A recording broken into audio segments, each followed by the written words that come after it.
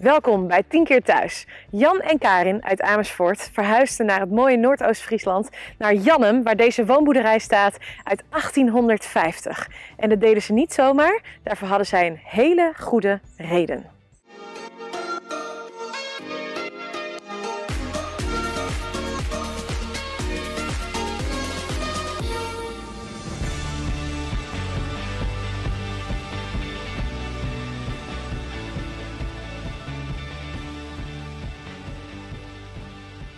Mijn naam is Jan Massier en ik ben op 1 januari 1965 geboren in het plaatsje Meppel, dat ligt Zuidwest-Drenthe. Ben ik tot mijn 19e heb ik daar gewoond met mijn ouders. Mijn vader had een middenstandsbedrijf en ik dacht in eerste instantie dat ga ik allemaal ook doen. Maar toen ben ik uiteindelijk in Groningen beland om een studie informatica te doen en sindsdien zit ik in de ICT. Leuk, nog steeds? Nog steeds, ja. En ik ben wel een beetje een atypische IT'er, want ik zit niet heel erg in de techniek. Ik zit meer aan de menskant van de IT. Want ja, mensen moeten er ook mee kunnen werken natuurlijk. En jij mag de ingewikkelde materie vertalen naar normale mensen. Ja, en dat lukt me heel aardig. En dat vind ik ook heel erg leuk om te doen. En jij? Nou, ik ben Karin Massier-Moeland, getrouwd met Jan. Ik kom van oorsprong uit Dongen, Brabant. Geboren getogen. Ik heb mijn studie voor operatieassistenten gedaan in Eindhoven. Ik heb altijd in Tilburg in het voorheen Elisabeth ziekenhuis gewerkt. Met heel veel zin, heel veel plezier. We hebben samen lange tijd nog in Amersfoort gewoond. Altijd nog in Tilburg gewerkt. Ja, en nu sinds een aantal jaren hier. En hoe lang zijn jullie al samen? Wij zijn in 2012 hebben wij een relatie gekregen.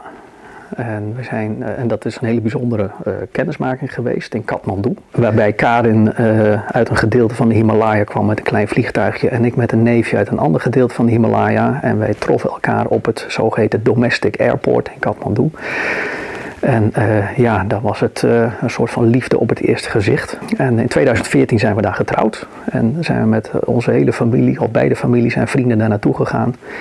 En hebben wij een trouwceremonie ondergaan volgens een Tibetaans ritueel in het Setchen Monastery in Kathmandu. Dat was echt heel bijzonder. En uiteindelijk hebben jullie de keuze gemaakt om vanuit Amersfoort naar het Hoge Noorden te komen. Hoe verzin je zoiets? Nou, dat ging niet geheel vrijwillig, want dat heeft te maken met, en ik zeg Karin, daar zal ik zelf nog wat over vertellen, maar met een gehooraandoening als gevolg van een klein tumortje in het binnenoor, wat haar hele gehoor beschadigd heeft. En niet alleen het gehoor, maar zoveel beperkingen met zich meebracht dat wij op zoek moesten naar een nieuw perspectief. En Karin is gebaat bij stilte en dat hebben we hier gevonden. En niet alleen stilte, maar ook weer nieuw perspectief. Dus we hebben het roer omgegooid en sinds 5 jaar wonen we hier nu. En we hebben in deze schitterende boerderij op het kleine terpje van Jannum hebben we iets heel moois ontwikkeld, namelijk een bed and breakfast. Waar we gasten kunnen ontvangen om ook deze bijzondere mooie plek mee te kunnen delen. En hier kunnen wij op die manier leven die nu past bij met name de gezondheidssituatie van Karin. Ja, want het brengt heel wat met zich mee en daar gaan we zo nog over verder. Maar ik ben heel erg benieuwd naar jullie woning en die wil ik eigenlijk van alle kanten bekijken. Nou, kom mee.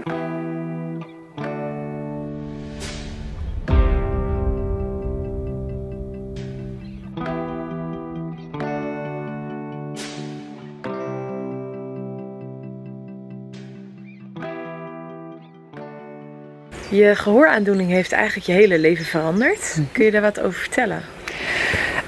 Ja, zeker. Om een lang verhaal wat kort te houden. Het is in zoverre zo invaliderend voor mij geweest. Ik heb een klein tumortje gekregen in mijn binnenoor. En daardoor ben ik plotseling doof geworden, ernstige tinnitus. De andere kant is overgevoelig voor geluid geworden. Dat alles bij elkaar heeft ervoor gezorgd dat ik geen normaal werkzaam bestaan meer kan Ja, Leiden. Jullie zijn naar het noorden verhuisd voor de stilte? Ja, absoluut. Het is hier heel erg stil, heel erg fijn. Het is wel afgelegen, maar ook niet zo afgelegen dat je helemaal geen mensen meer ziet. Nee. Dus we zitten hier echt ook wel in de Minskip. En dat is gewoon heel erg fijn. Minskip? Ja, de Minskip. Ja, ik moet zeggen als ik het niet goed uitspreek, maar we proberen er wel echt bij te horen. Ja, we wonen hier nu en dan wil je je steentje bijdragen. En daar hoort Hoe ook doe je dat? Door als eerste de Friese taal proberen te spreken. Ja? Ja, in ieder geval te verstaan en ook wel te spreken. Hoe is dat voor een Brabantse? Ja, Brabo-Fries. Nee. Ja, met een zachte G. Ja, dat, maar lukt dat een beetje? Ja, het lukt zeer zeker. Voor mij is het allemaal wat lastiger. Anders zou je zeker een cursus bijvoorbeeld kunnen doen. Dat is voor mij niet mogelijk. Dus het is voor mij proberen en leren. En vragen of ze me willen verbeteren. Ja. En hoe leer je nieuwe mensen kennen? Waar bijvoorbeeld?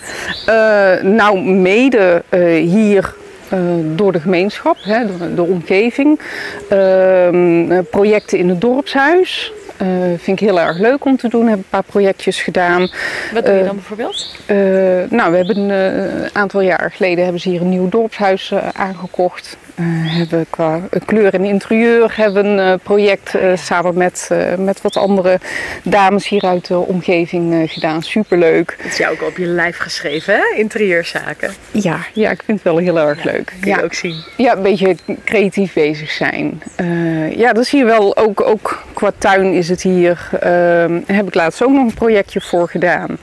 Had jij altijd al groene vingers? Nee. Nee, dat is echt hier ontstaan. En dat is één hele grote dankbaarheid die ik heb gekregen. Ik zeg ook altijd zo, er zijn heel veel deuren voor mij dicht gegaan, maar kijk eens wat er open is gegaan. Wow. Dat.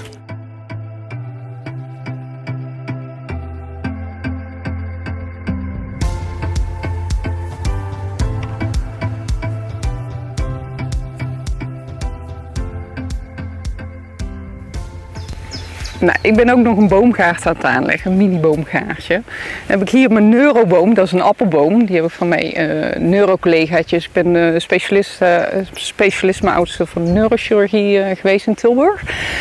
Bij mijn afscheid heb ik deze appelboom gekregen. Dat was een klein boompje, die hebben geplant. En er komen echt prachtige appels aan. Heb ik hier doe ik er toch even bij. Heb ik nog een heel klein boompje heb ik samen met mijn ouders geplant. Het is een kersenboompje. En dan heb ik daar een prachtige boom. Je begint te lachen. Ja, daar zit wel een leuk verhaaltje aan. Die heb ik van mijn etenclub vriendinnetjes gekregen. En dat is de kut met perenboom. Mag ik dat zeggen? Ja, natuurlijk. Want het was kut met peren, dus ik kreeg een hele leuke kutkalender. En een perenboom, omdat ik hier naar Friesland. Dus je eetclub uit Amersfoort? Uit het zuiden. Oh, nee, uit het zuiden. Okay. Ja, van mijn werk. Dus, de kut met perenboom? Ja, prachtig hè? Geweldig.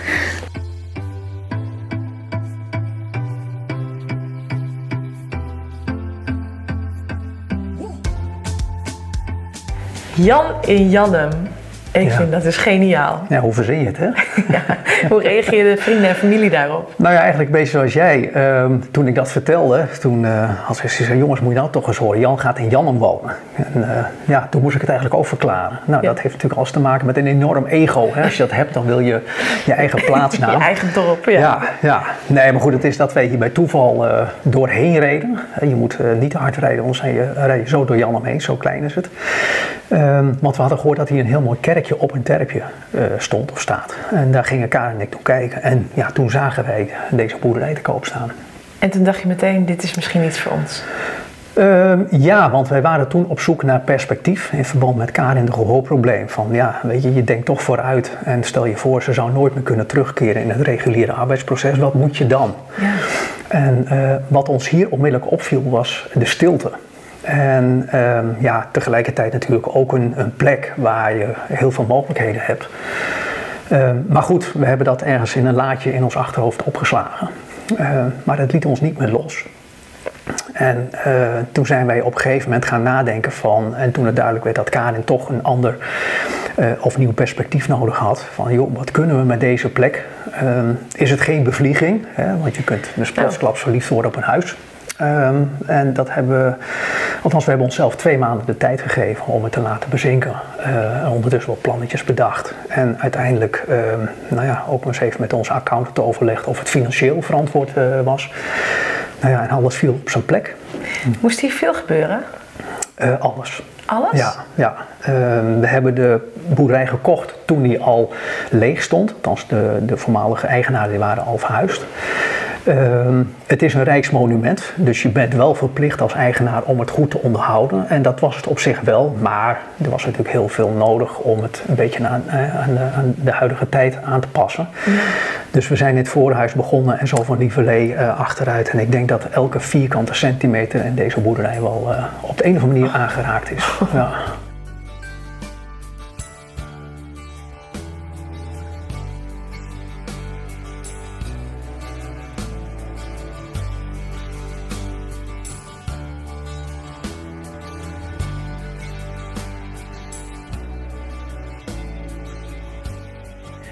Jan en Karin, echt ontzettend bedankt voor deze mooie tour door jullie huis en dan jullie warme ontvangst. Ik ben nog als afsluiter benieuwd, wat is eigenlijk jullie toekomstdroom op deze plek? Nou, we hebben denk ik al een hele goede start gemaakt door dit te verbouwen en er een unieke verblijfplek van te maken. We hebben dit pand ook gekocht met het idee van dit is niet alleen voor ons samen, dit willen we echt wel delen met andere mensen.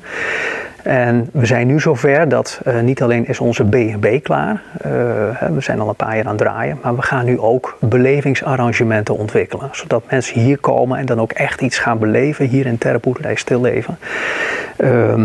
En dan moet je denken aan bijvoorbeeld mindfulness-achtige dingen. Misschien iets met yoga of iets met tai chi of misschien wel iets met iets creatiefs of met bloemen. Dus voor elk wat wils. En het is onze droom om zeg maar over een paar jaar dan te kunnen zeggen van nou ja, als mensen hier naartoe komen, dan gaan ze echt optimaal beleven wat hier ook te beleven valt. En kijk zelf rond hoe mooi het is en hoe bijzonder. Het is gewoon fantastisch. Ik heb nog nooit zo'n keurige, nette boerderij gezien. Dat klopt. Ik denk dat het de schoonste is van heel Friesland. Nee, het is echt overweldigend mooie plek. Nou, en ik denk dat heel veel mensen hier enorm van gaan genieten, samen met jullie.